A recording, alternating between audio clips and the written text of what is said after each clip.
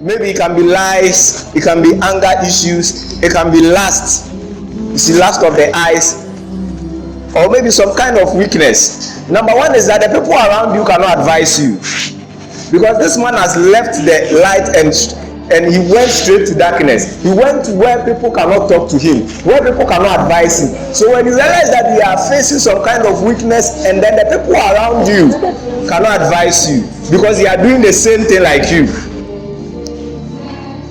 that means that the addiction will continue. Please, are you listening? There's a text in the Bible, maybe you don't understand. The Bible says that he that wandereth away from the place of understanding will continually be in the place of the dead. That means that understanding, the fear of the Lord is the beginning of wisdom, and understanding is the knowledge of him.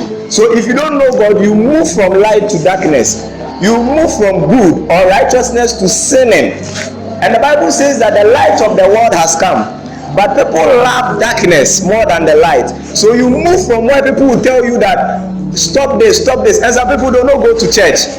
This is number one sign. You don't go to church because you feel that, no, this is my sin, I'm not ready to stop, and I can't stop. You see, so I have to leave the church.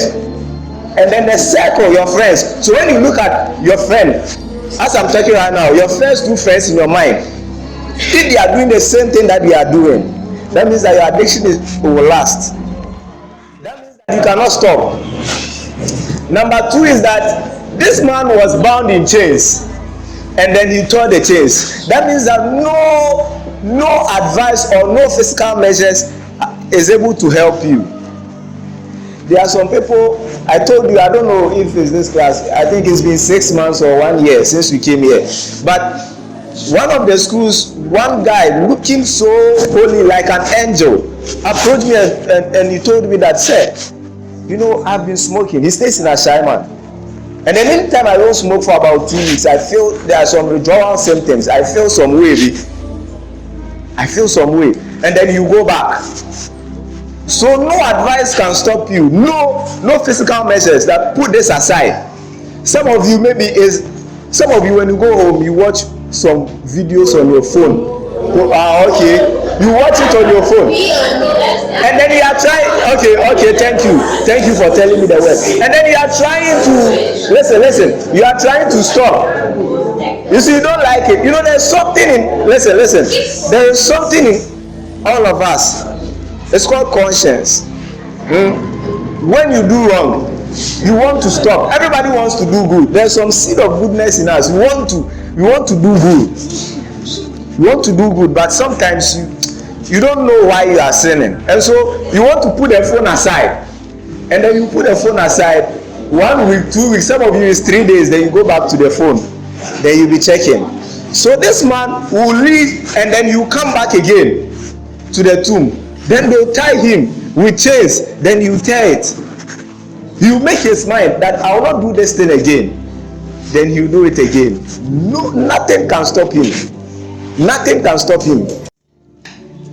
Number 3, you are mostly reserved.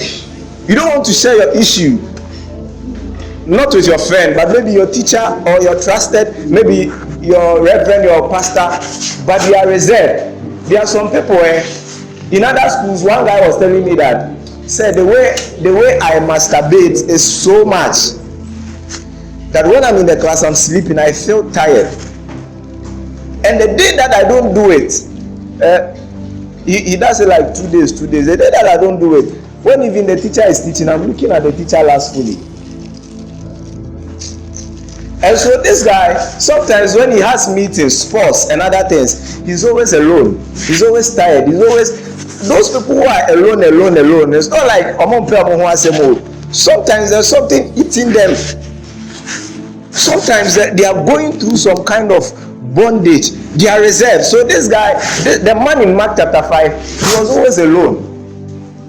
And the Bible says that you go to the mountains that sometimes you go to church, or you come to worship, there's some spiritual exercise, there are some preaching, there are some very nice things that we do, and then you feel like, oh God, I have stopped. But you come back again to the valley. So you are mostly reserved. You don't want to share your problems. You don't want You don't want anyone to come closer to you because you feel that when the person comes closer to you, you expose your weakness. So you don't want the person to see that, okay, you easily get angry, or maybe you like this last tense. So then you keep yourself as if on one side, but it is because of the bondage. I know who I'm talking to. Now the last thing is that you feel that it has become part of you. The man felt that this thing has become part of him, and so always you sleep in the tomb, you just cut himself. You'll be cutting himself. That this thing will send him to his grave. He'll be cutting himself. That this thing will destroy him. So he has accepted it. That this thing there, it sometimes you think, say, oh, this weakness I cannot stop. I have tried and tried and tried. I cannot stop lying. I cannot stop this anger issues. This last, I cannot stop. And so you have accepted it. But today I brought a solution to you. The solution is that you have to run to Jesus. Jesus is the only one who will take away